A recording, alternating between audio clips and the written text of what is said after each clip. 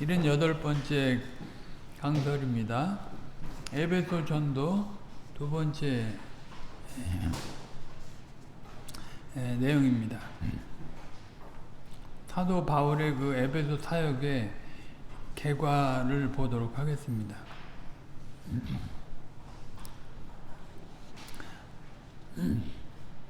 바울이 이제 3년여 동안 에베소에서 유대인과 이방인들에게 복음을 전파하고 한편으로는 희한한 이적도 행했다는 것이 이제 그 개괄적인 내용인데, 여기서의 바울의 그 사역이라는 거 하는 것이 사도로서 이룬 그 구속 계시 역사 안에서 아주 특별한 위치에서 한 그런 일이다 하는 것들을 우리가 알아야 할 것입니다.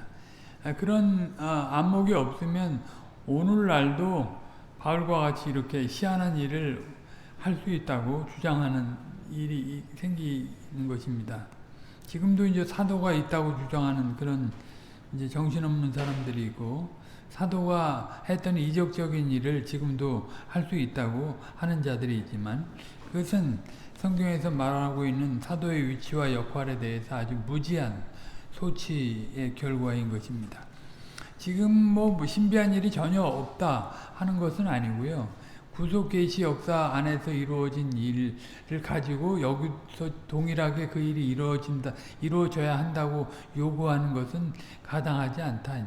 특별히 이제 우리가 개인적으로 그렇게 은사를 주시는 일도 없고요. 교회가 이제 야고보서에 보면 우리가 교회가 함께 기도하면서 장로들을 초청해서 함께 기도하면서 이제 그렇게 하나님의 비상 섭리를 구하며 그 질병이나 그 외 여러 어려움 속에서 벗어나도록 기도할 수는 있는 거죠. 그럴 때 하나님께서 우리가 이제 특별한 방식으로 그 일을 이루시든가 아니면 일반 은총 가운데 그런 일이 이루어지게 하시는가, 그런 것들이 있습니다.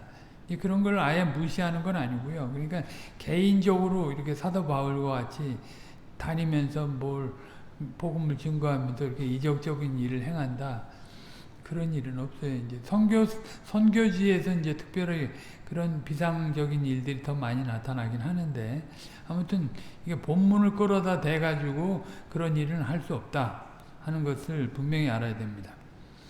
사도들은 분명히 주님 사역의 연장선상에서 복음 전파를 하고 이적을 행하면서 교회의 털을 닦는 일을 했습니다. 주님의 사역과 이 교회의 털을 닦는 위치, 그러니까 사도는 임시직이라고 그랬잖아요. 항존직이 아니고 임시직이라고 했어요. 그러니까 교회가 창립되고 이제 든든히 서나가는 일에서 이제 기초를 닦는 그런 일을 한 것입니다. 마가복음 16장을 잠깐 봅니다. 마가복음 16장 15절부터 18절까지입니다. 또 가라사대 너희는 온 천하에 다니며 만민에게 복음을 전파하라. 믿고 세례를 받는 사람은 구원을 얻을 것이요 믿지 않는 사람은 정죄를 받으리라. 믿는 자들에게는 이런 표적이 따르리니 곧 저희가 내 이름으로 귀신을 쫓아내며 새 방언을 말하며 뱀을 집으며 무슨 독을 마실지라도 해를 받지 아니하며 병든 사람에게 손을 얹은즉 나으리라 하시더라. 너희라고 하는 존재가 누군가? 신약의 그 사도들 중심으로 이 일이 주어진 거지, 오늘날 모든 사람을 향한 너희가 아니에요. 여기 너희는 이제 이런 걸 모르면 지금 내가 뭐 예수님을 이름으로 뭐 귀신도 쫓아내고 병도 고친다고 그러다가 아주 혼쭐 나는 사람이 많이 있습니다. 사실 사도들조차도 그것이 통상적으로 늘 있는 일인 줄 알고 그런 귀신을 쫓아내려다가 못 쫓아내는 적도 있잖아요. 예? 그 기도 외에는 이런 일이 나갈 일이 없다, 그런 얘기를 했어요. 그러니까 통상적으로 그런 권세를 부여받았다 할지라도 늘 주님을 의뢰해서 주님의 때에 그 일이 이루어지길 바라고 해야 하는 거지, 내가 사도니까 그런 일을 얼마든지 할 수 있다고 하면 못한다 이 말이에요. 그런 분명한 예가 있어요. 그러니까 이 사도들조차도 사실은 늘 겸손하게 주의 도구로 쓰임받는 일에 순종을 해야 했던 거죠. 아주 오만하게 뭘 가진 것처럼 뭐 지식이나 뭐 돈이나 뭐 이런 능력이나 명예가 있으면 뭘 그걸 가지고 자기를 과시하고 하는 그런 교만한 인생들은 주 안에 없습니다. 주님을 모르는 거예요. 그리고 고린도 후서 12장 보면 바울은 자신의 사도됨의 증거가 무엇인지 분명히 밝힙니다. 12장 11절로 12절 내가 어리석은 자가 되었으나 너희가 억지로 시킨 것이니 내가 너희에게 칭찬을 받아야 마땅하도다. 내가 아무것도 아니나 지극히 큰 사도들보다 조금도 부족하지 아니하니라. 사도에 표된 것은 내가 너희 가운데 모든 참음과 표적과 기사와 능력을 행한 것이라. 어떤 곳에서는 내가 모든 사도들보다 지극히 작은 자라고 했어요. 근데 또 모든 성도들보다 작은 자라고 했는데 지금 여기서는 본인이 아무리 큰 사도들이라도 거기에 못하지 않다. 그러니까 그만한 인격과 사역을 하고 있다는 거죠. 그거는 그런 주님의 손에 잡혀서 그 일은 하고 있다는 것은 분명하게 얘기한 것입니다. 그걸 그대로 이실직고 한 거지. 이걸 자기를 과시하기 위해서 한 건 아니에요. 이제 그 사도성을 의심하는 자들에게 이제 이런 표현을 한 것입니다. 우리가 이전에 보아서 알지만 사도라는 용어가 초대교회 당장에 굳혀져서 12사도에게 12사도에게만 사도라는 말이 쓰인 게 아니라고 했습니다. 과도기적인 상황에서는 직분적인 칭호로 쓰였다기보다는 보냄을 받아 일을 한다는 그런 의미로도 함께 쓰인 것입니다. 그래서 바나바도 사도라고 불린 적이 있습니다. 사도행전 13장 43절에 보면 그 나와 있죠. 그러나 교회가 성장하고 신약 성경이 정경화되어 가면서 사도들의 위치와 역할이라는 것이 아주 특별하다는 걸 알고 그때부터는 이제 구분해서 쓰기 시작한 것입니다. 에베소서 4장 11절에 보면 그 교회 직분자들이 나오잖아요. 사도들, 선지자들, 복음 전하는 자들, 목사와 교사 이렇게 나오는데 그 중에 이제 임시직이 있고 항존직이 있는 거예요. 항존직이라는 것은 주님 오실 때까지 계속 있는 직분이고 임시직은 이제 성경 계시와 관련해서 12사도들의 역할과 관련해서 그것이 끝날 때까지만 그것이 있는 것이다 하는 거예요. 다시 말씀하지만 사도 바울은 지금 사도로서 에베소에서 사역을 하고 있는 것입니다. 그래서 그가 높이 되신 주님의 약속대로 복음을 전파하며 그 희한한 일도 행하는 그런 사역을 한 것입니다. 중요한 것은 형식보다는 그 항시 그 내용이 무엇인가에 대한 것이죠. 내용도 없이 그저 사도들을 흉내낸다거나 무엇을 할 수 있다고 한다면 우리가 다음 주에 보겠지만 사단도 그걸 알고 덤비는 것입니다. 예수의 이름으로 아주 되지도 않는 사람들이 예수의 이름으로 뭘 한다고 그러면 사단도 다 보고 알 거 아니에요. 그러니까 그 가만히 안 두죠. 예, 가만히 안 둬요.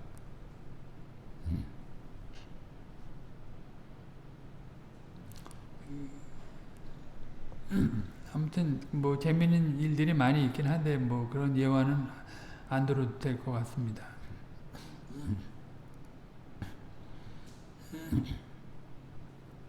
이제 본문을 읽고 자세한 내용을 보도록 하겠습니다. 본문은 사도행전 19장 8절부터 12절까지입니다.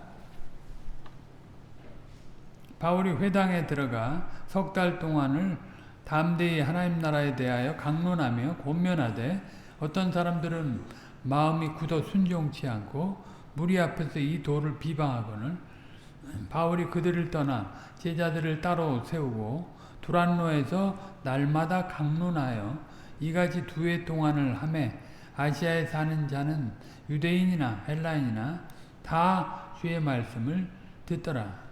하나님이 바울의 손으로 희한한 능을 행하게 하시니 심지어 사람들이 바울의 몸에서 손수건이나 앞치마를 가져다가 병든 사람에게 얹으면 그 병이 떠나고 악귀도 나가더라. 지난주에 우리가 보았지만 바울은 요한의 세례밖에 모르던 12사람에게 그 12사람쯤 되는 그런 사람들에게 주 예수 그리스도의 세례, 즉 성신의 세례에 대해 알게 하고 그들에게 세례를 베풀었습니다.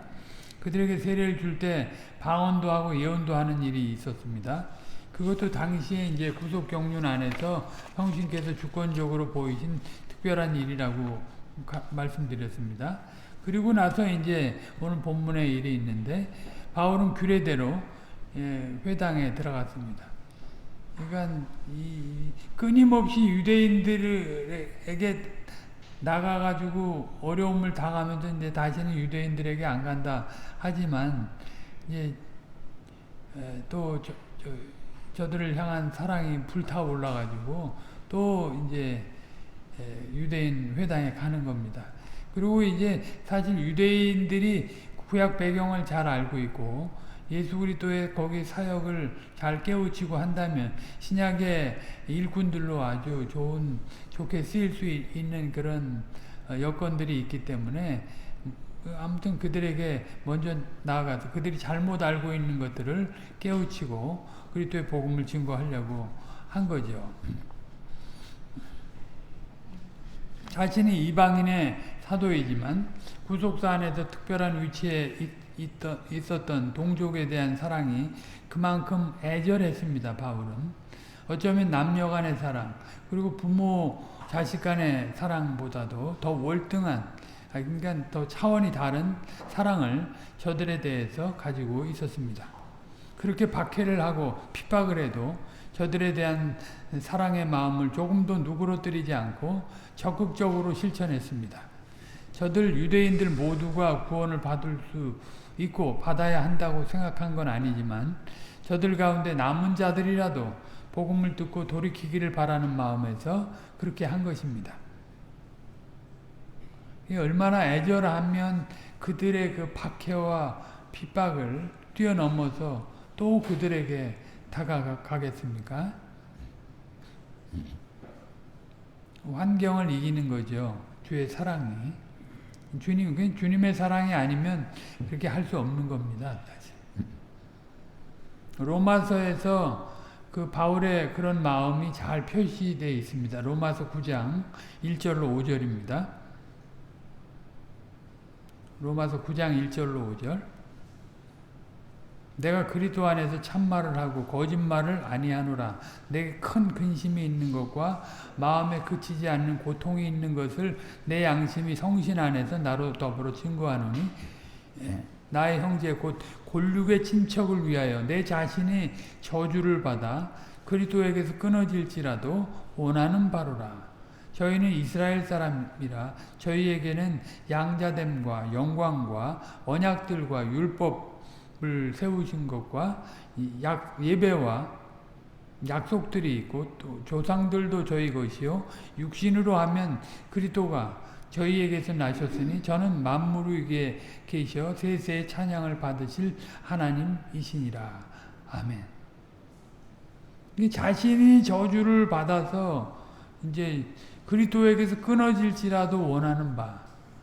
여러분들이 복음을 증거할 때 이런 심정을 가져야 돼요.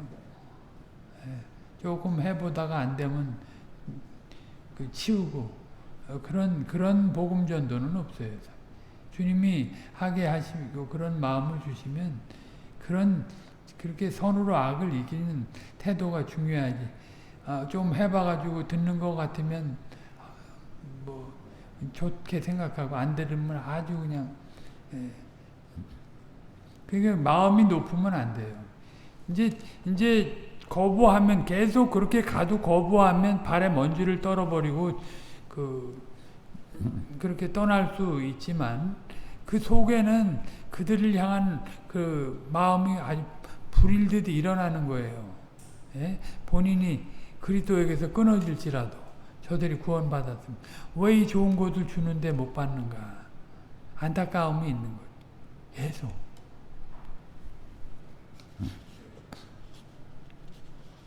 지난번에도 이제 봤지만 좀 전에도 설명했고 성경을 잘 알고 있는 저들을 교두보로 삼아서 이방인 전도에 효과적인 열매를 맺으려고 하는 그런 의도도 있었을 것입니다. 여하튼 바울은 회당에 들어가서 3달 동안 하나님 나라를 전파하고 돌이킬 것을 권면했습니다. 주께서 바울에게 특별한 은혜를 주셔서 그래도 비교적 오랜 날 동안 에베소 회당에서 강론하고 권면하게 하신 것으로 여겨집니다. 사도가 하나님 나라를 전하고 권면한다는 것이 어디 허공에다 하는 게 아니고 자기들 나름대로 신국 사상을 가진 자들을 대상으로 전하는 것이기 때문에 듣는 자들과 그 견해가 맞지 않을 때에는 당장의 소동이 일어나는 것입니다. 당장의 소동이 일어나지요. 지금 이미 그 바울이 전도해온 그 족족을 되짚어봐도 알 수 있잖아요. 당장에 대항한다고요. 근데 이제 왜 대항하지 않았나? 주님이 특별한 뜻이 있으신 거죠. 에베소 이 지역을 기반으로 해서 아시아 사람들을 유대인이나 헬라인에게 복음을 증거케 하려고 하는 그런 의도가 있어서 무려 3달 동안이나 계속 복음을 전하고 권면할 수 있었던 것입니다. 그러니까 뭐 내가 능력이 많아가지고 뭐 하고 능력이 없어도 못하고 이게 아니에요. 주님의 뜻이 문제예요. 항상.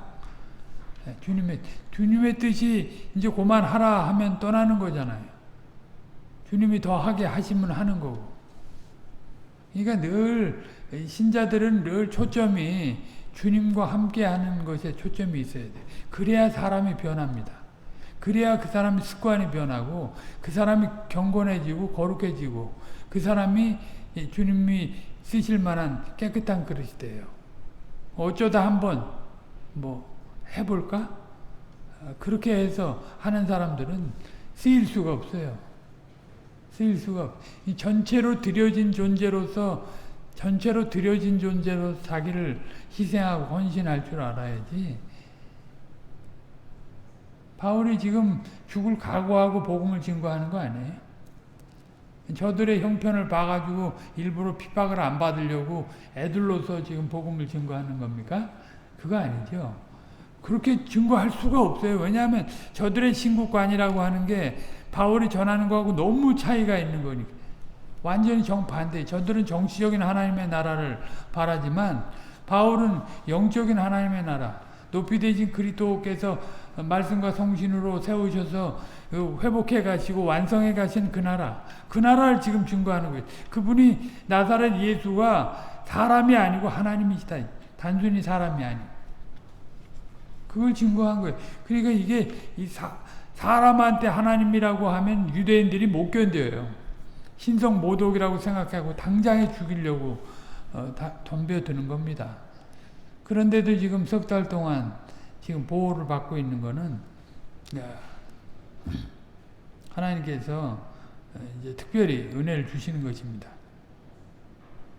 바울이 전하는 내용이 유대교의 기반을 다 흔드는 것이고 듣는 자들이 가만히 있지 못할 내용입니다. 지금까지 전도 여행을 계속하면서 바울이 복음을 증거할 때 이미 겪었던 그런 일들입니다. 그런데도 여기서 3달이라고 하는 기간 동안 저들이 즉각적으로 대항하지 않고 들었다는 것은 주님이 그들의 마음을 어느 정도 누르고 계시지 않았다면 불가능한 일입니다.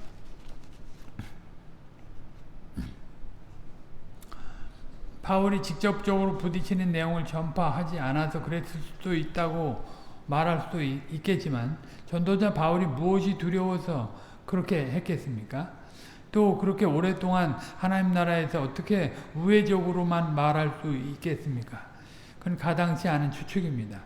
바울은 분명 저들에게 담대히 하나님 나라에 대해 전하고 권면했습니다.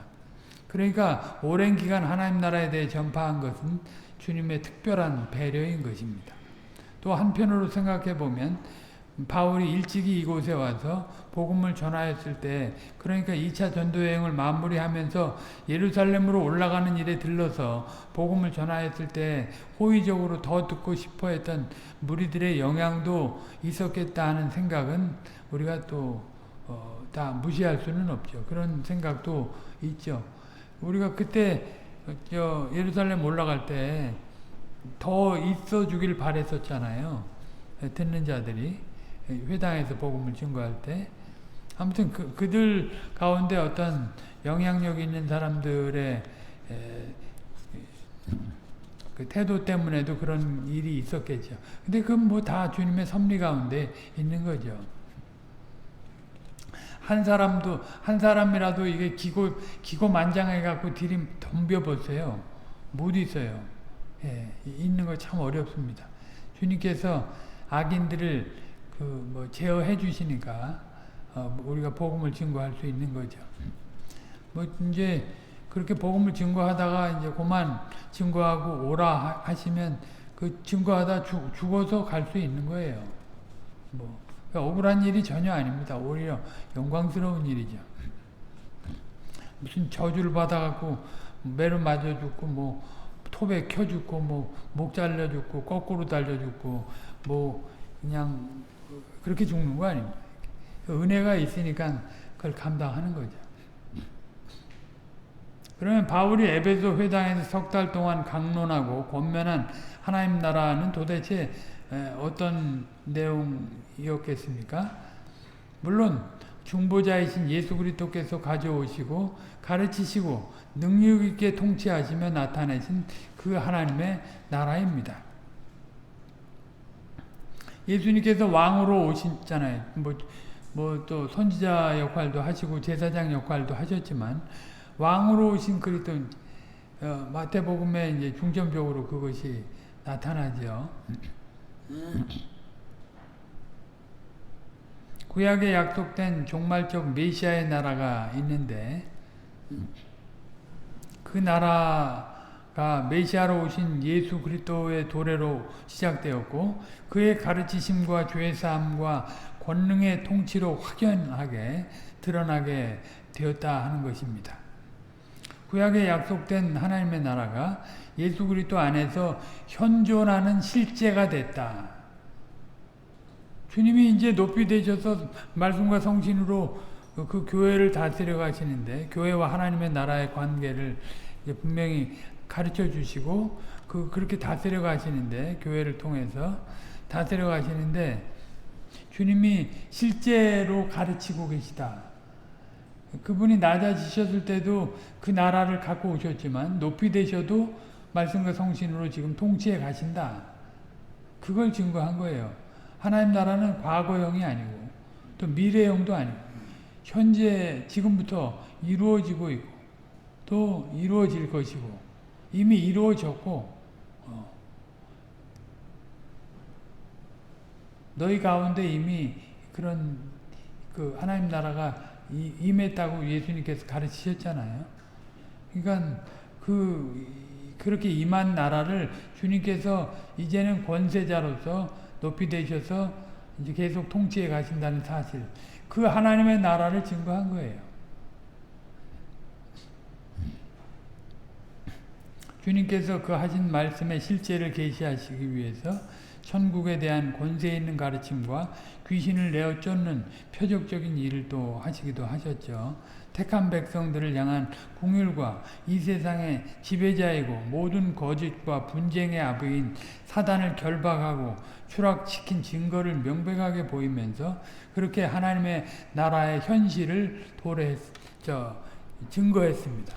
예수님께서 귀신을 쫓아낸 것은 그냥 한 사람이 귀신에 매여 있는 것 때문에 풀어주려고 그거 단순히 그 일을 하기 위해서 한 게 아니고요. 온 세상이 지금 귀신의 권세 아래, 사단의 권세 아래 있잖아요. 이제 그것이 그리스도 안에서 이제 결박됐고 추락됐다 하는 것을 구체적으로 보이는 사건으로 귀신을 내어 쫓은 일을 하신 거예요. 이게 아주 표적적인 사건인 거죠. 하나님 나라가 그러니까 그 강한 자가 오셔서 묶어 놓고 늑탈하지 않으면 그 이루어질 일이 없는데 주님께서 그 일을 하셨다는 것이죠. 뿐만 아니라 예수께서는 그 나라의 미래성까지도 나타내셨습니다. 주님의 하나님 나라의 복음을 듣고 실족하지 않아야 그 나라의 완성될 미래에 들어가게 될 것이라는 그런 내용을 보이시고, 또 하나님 나라가 씨앗으로 뿌려진 것이라는 것을 또 보이신 것입니다. 이건 뭐 우리가 마태복음 13장 여러 이제 천국 비유의 내용을 보면 알 수 있죠. 이미 왔지만 아직은 완성되지 않은. 그러니까 이미 온 그 하나님의 나라를 어떻게 이제 신자들이 그걸 알고 오므로써 그 일을 이루어가는가, 좋은 시로서 그런 일을 이루어가는가, 분명히 나타내 보이셨어요. 그러니까 여기에서 하나님 나라의 도래로 말미암는 다양한 효과가 있기는 하지만 그것이 궁극적인 것이 아니고 장차 모든 것을 다 질서 있게 성취하고 완성될 나라에 들어가게 될 그런 내용이 있다는 것을 보이셨습니다. 그러니까 이 땅에서 이제 그렇게 귀신의 권세 아래서 풀려나서 주님께 속하게 된 자들은 마땅히 그 위에 채울 것을 채워야 되죠. 채우지 않으면 어떻게 된다고 그랬어요? 마태복음 12장 43절로 45절에 보면 깨끗이 소재해 놓고 거기 채울 걸 안 채우면 뭐라고 그랬습니까? 7마귀가 들어가서 나중 형편이 더 험해진다고 그랬어요. 그러니까 주의 백성으로서 이제 뭐 주님이 사단의 권세를 다 결박하고 추락시키셨지만 그걸 믿는 자라면 그걸 과연 그 귀신의 권세에 굴복되지 아니하고 계속 물리치면서 힘있게 살아가는 거죠. 능력 있게. 근데 이제 그걸 안 살아가는, 역동적으로 살아가지 않는, 말씀과 성신을 의지해서 살아가지 않는 사람은 늘 원망 불평이에요. 그러니까 그거는 꼭 사단적인 속성을 발휘하는 거예요. 비방하고 원망하고 불평하고 질투하고 시기하고 악하고. 그냥 교회 안에서도 꼭 그렇게 옛사람의 속성에 휘둘려가지고 하는 일을 보면 꼭 그렇다.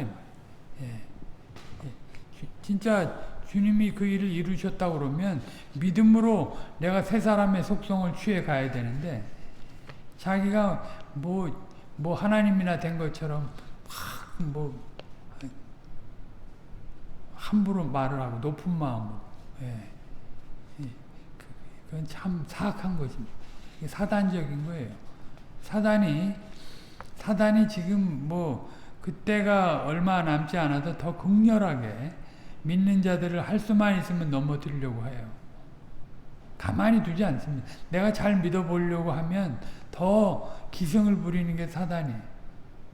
그러니까 우리는 늘 주님께 속한 자로서 주님을 의지하고 사단과 신령한 전투를, 또 세상과 육신과 그 개혁 신자들의 그 3대 대적이 철천지 원수가 세상과 육신과 사단 아니에요?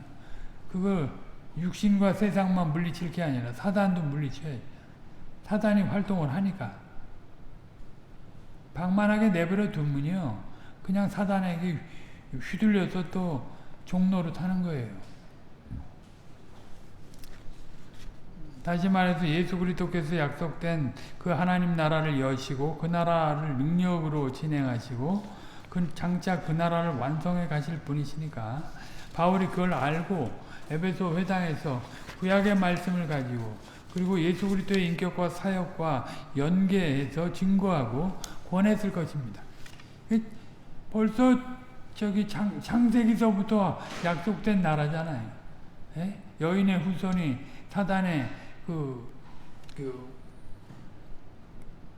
권세를 다 물리칠 걸 약속하고 계속 이제 그것이 구약에 예고되어 있어요. 그래서 주님이 그렇게 얽매인 사람들을 다 풀어주러 오신 거잖아요.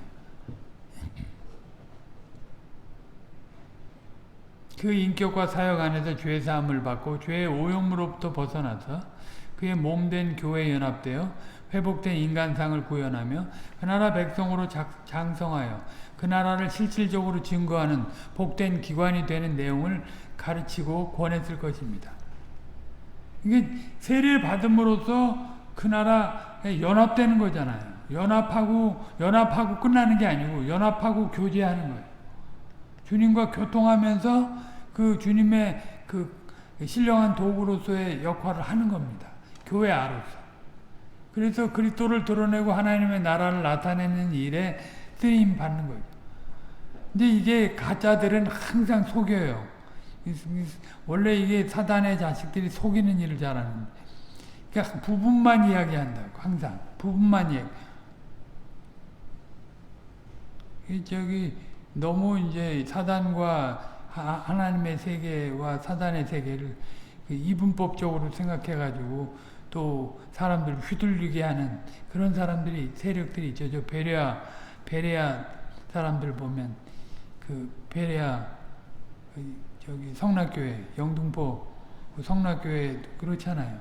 무슨 귀신 뭐 다 그걸 거울 보고 쫓아내고 예수의 이름으로 쫓아내고, 자기가 스스로 머리에다 안수해가지고 귀신을 쫓아내고, 그런 어리석은, 이게 부분과 전체의 조화를 못 이루는, 항상 이제 속임을 당하는 사람들은 그래요.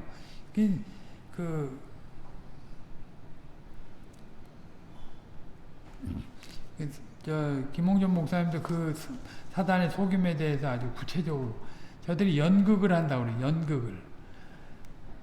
더 큰 놈이 와가지고 나가주는 척 하는 거예요. 지금 푸닥거리 하잖아요. 귀신들 불러가지고. 그러면 슬쩍 빠지는 척 하는 거지, 자기네들끼리 싸워가지고 그렇게 하는 게 아니에요. 그 나라가 싸우면 그 나라가 어떻게 쓰냐고 그 얘기 했잖아요. 자기네 속이는 거예요. 빠져주는 척하고 또 더 큰 놈이 와가지고 다 지배를 해버려. 일생을 지배해버리는 거예요. 귀신이라고 하는 것들이 꼭 그래요. 그러니까 내가 믿는 신이 어떤 분이신지, 내가 그분을 의지해서 어떻게 살아가야 되는지, 어떤 나라에 속해서 어떤 일을 하고 살아가야 되는지 이거 잘 알아야지. 아니면 맨날 그냥 구원받았다고 하면서 맨날 옛사람의 속성대로 사단의 저주하고 원망하고 불평하고 시기하고 질투하고 이런 것들만 자꾸 드러낸다. 구원받았다고 하면. 바리새인들이 그런 거잖아요. 바리새인들. 결국은 하나님을 위한다고 그러고 예수님을 십자가에 죽이는 그런 일을 하는 거예요. 아주 사단에게 휘둘려가지고.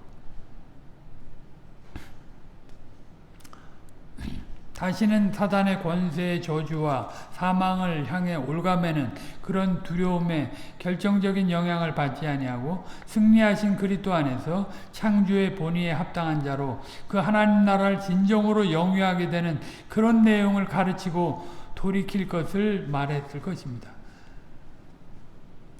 그런 데서 사단의 권세에서 벗어나서 참 신이신 그리스도 안에서 자유와 안식, 평화, 평강을 누리라고 증거했을 거예요. 주님이 그 일을 다 이루셨다. 십자가에서 또 부활하셔서 그 일을 이루셨다. 지금 높이 되셔서 지금 말씀과 성신으로 다스려 가신다.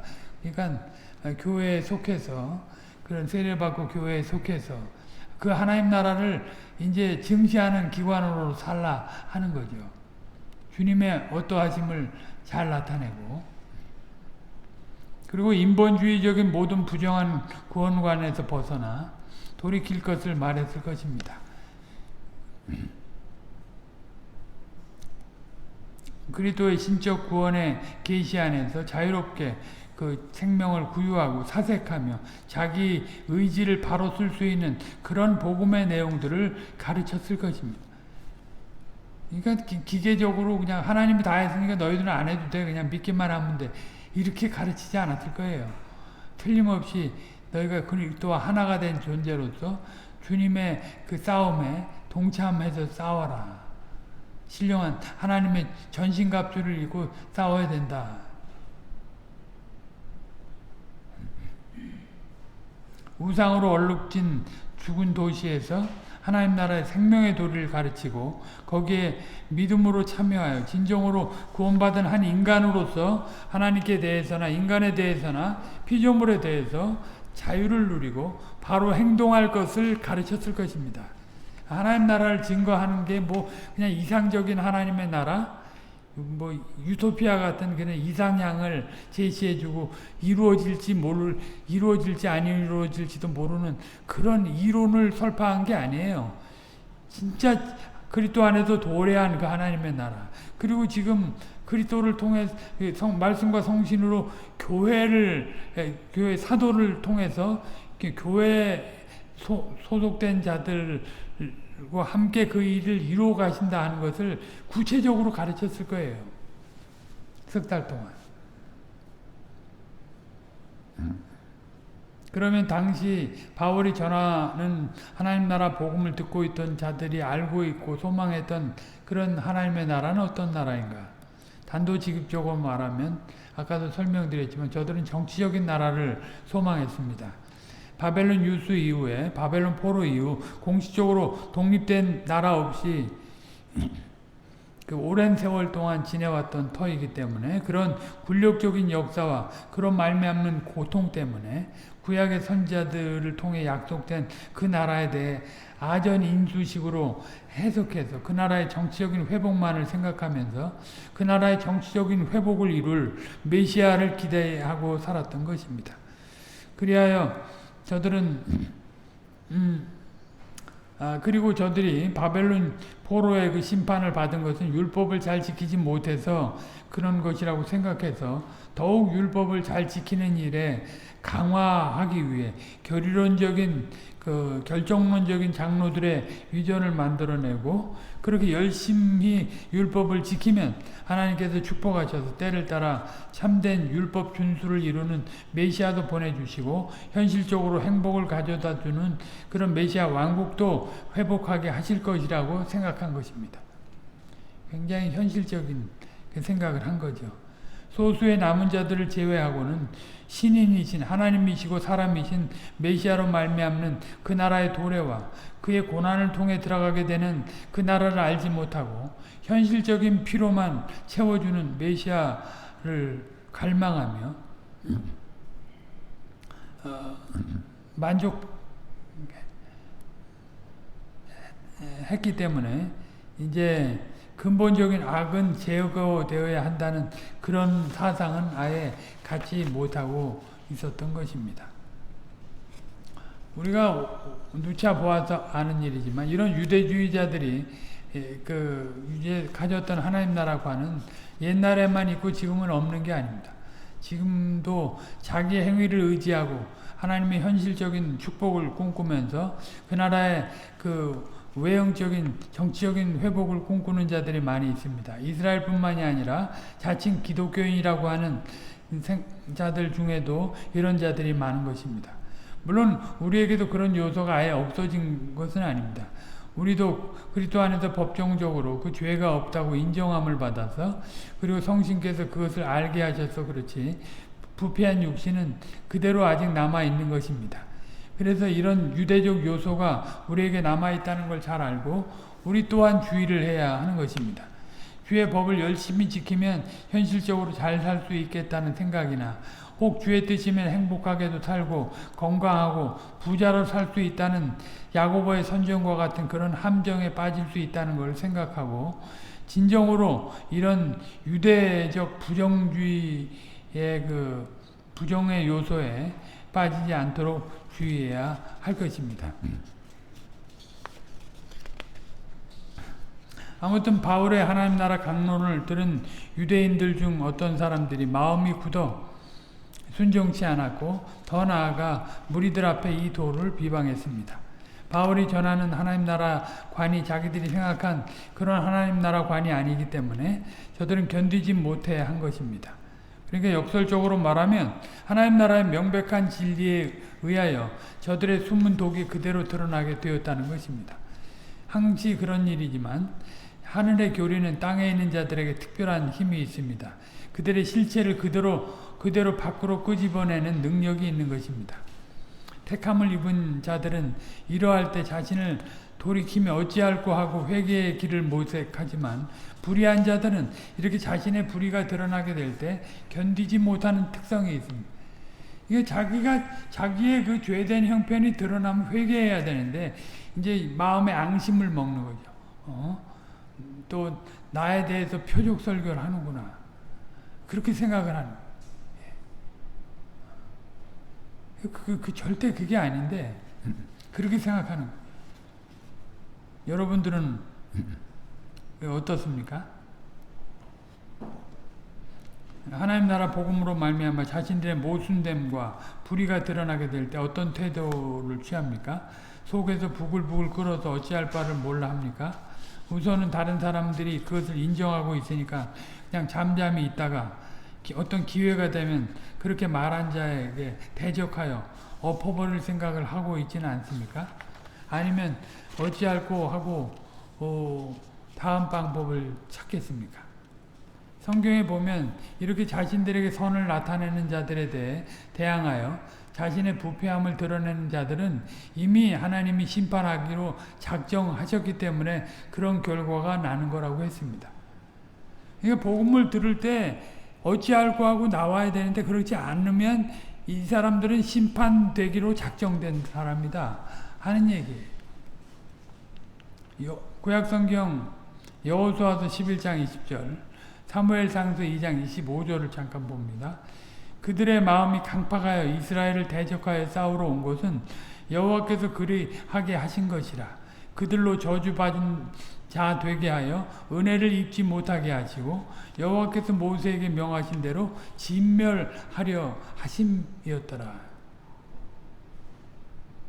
사람이 사람에게 범죄하면 하나님이 판결하시려니와 사람이 여호와께 범죄하면 누가 위하여 간구하게 하겠느냐 하되 그들이 아비의 말을 듣지 아니하였으니 이는 여호와께서 그들을 죽이기로 뜻하셨음이었더라.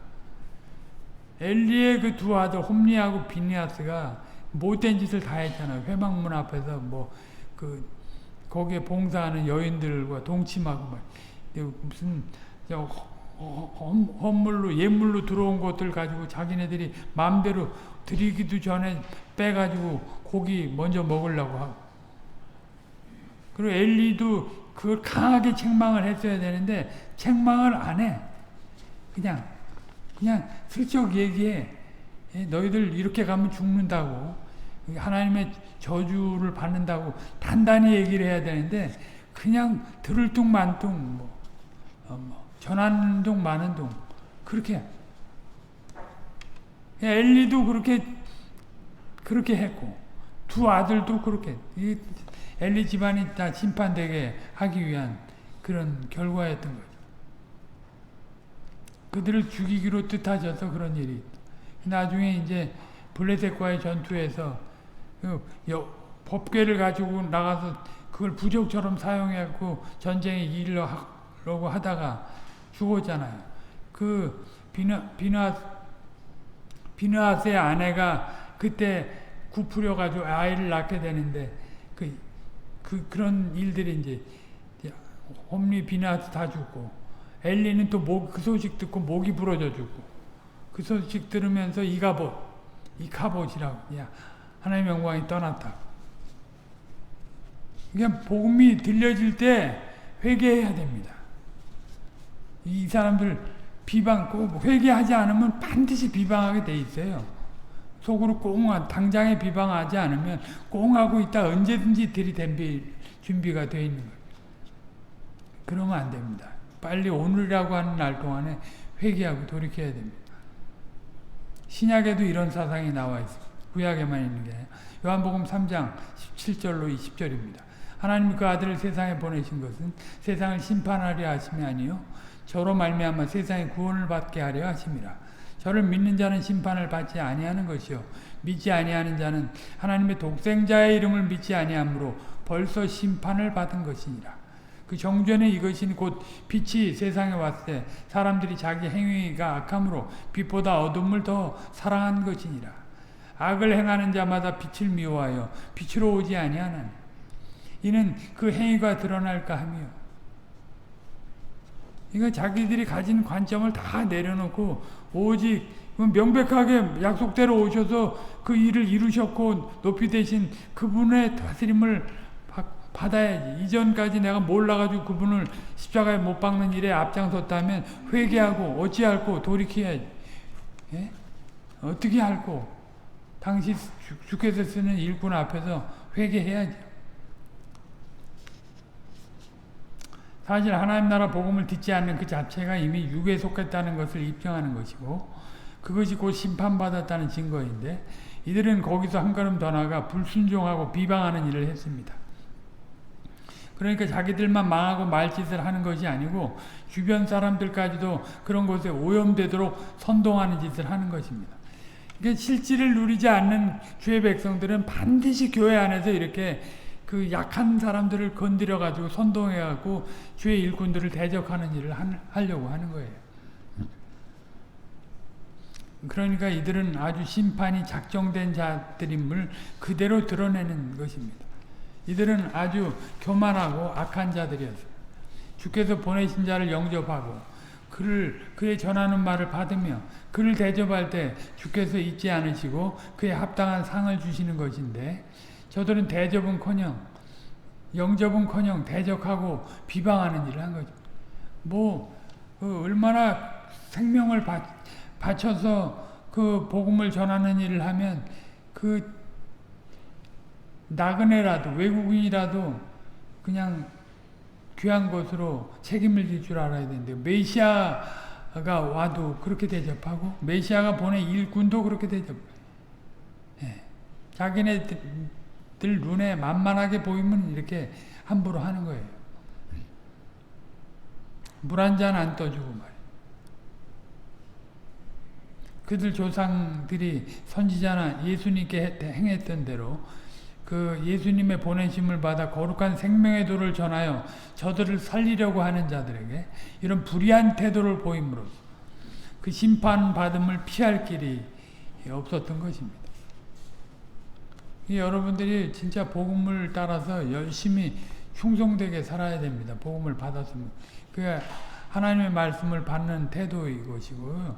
그리고 그걸 능력 있게 살아가야지 사단에게 휘둘리지 않고 살아가는 겁니다. 구원은 얘기하고 맨날 세상 언저리에서 기웃거리고 자기 행복이나 추구하고 사람들 힘들게 하고 자기 책임을 안 하고 남들에게 핑계만 대고 그러면 안 됩니다. 죽으면 죽으리라 하고 오늘이라고 하나님의 사람들을 존중해 하나님의 교회가 세워지는 일에 지지를 하고 격려를 하지 못할 망정 그걸 끌어내리고 회방을 하고 자기 유익을 위해서 불의한 자기 의의를 위해 불의한데 자기 의의를 드러내려고 그러면 되겠습니까? 기도하겠습니다. 거룩하신 아버지 하나님 주님의 은혜를 감사합니다. 바울은 자기 규례대로 또 에베소에서 유대인 회당에 들어가서 하나님 나라의 복음을 증거해 싸움나이다. 무려 석 달 동안이나 그 일을 했사옵나이다. 하나님께서 특별히 배려해 주셔서 여러 여건들을 허락하심으로 이런 일들이 있었던 줄 아옵나이다. 그 중에 이제 복음을 들은 자들도 있었겠지만 또 오랫동안 제어를 받다가 견디지 못하고 또 비방하고 대적하는 자들도 나타났사옵나이다. 바울이 그 부인할 수 없는 증거를 이제 그 이전에 12사람쯤 되는 사람들에게도 나타내 보였고 하나님의 종으로서 쓰임받고 있다고 하는 실질을 구체적으로 드러냈음에도 불구하고 저들은 자기네들이 가진 안목을 벗지 아니하고 이제 현실에 갇혀서 그 현실을 채워줄 것만 대망하는 자들이라 그것이 이루어지지 않는다 생각하니까 여지없이 바울을 대적하는 일을 했사옵나이다. 참으로 안타까운 일이 아니라 할 수가 없사옵나이다. 바울이 그렇게 저들을 사랑해서 그리스도에게 끊어질지라도 저들을 사랑해서 복음을 하나님 나라의 복음을 찾아서 증거하고 있음에도 불구하고 저들은 비방하고 대적하는 일을 했사옵나이다. 우리가 다음 주에 보겠지만 바울은 이제 그들을 떠나서 두란노에 가서 2년여 동안 복음을 증거하며 또 아시아에 있는 그 유대인이나 헬라인들에게 복음을 증거하는 일을 힘써서 했사옵나이다. 정작 주님을 영접하고 주님의 일꾼들을 영접해야 될 유대인들은 이제 배척을 받고 배척을 하고 또 이제 이방인 중에서 또 택함을 입은 주의 백성들이 주의 복음을 듣고 돌이키게 되는 것을 우리가 볼 것이 없나이다. 저희가 이 시대 주의 백성으로서 과연 어떤 통치 아래에 있고 어떤 질서 속에서 어떻게 은혜를 누리고 가는가를 잘 기억하고 이 질서 속에서 과연 무엇을 나타내고 나가야 하는가를 잘 생각하고 살아갈 수 있게 하옵소서. 그저 자기 안에 갇히고 자기 현실 안에 갇혀서 복음이 그렇게 증거됨에도 불구하고 여전히 자기 방식대로 살아간다면 참으로 참 답이 없다는 것을 저희들이 생각하게 되옵나이다. 주님 앞에 철저히 회개할 것을 회개하고 주님의 신령한 그릇들로 온전히 쓰임을 받는 저희들이 다 되게 하옵소서. 모든 걸 주님께 의탁드리고 감사드리며 우리 구주 예수 그리스도의 이름으로 기도 올려옵나이다. 아멘.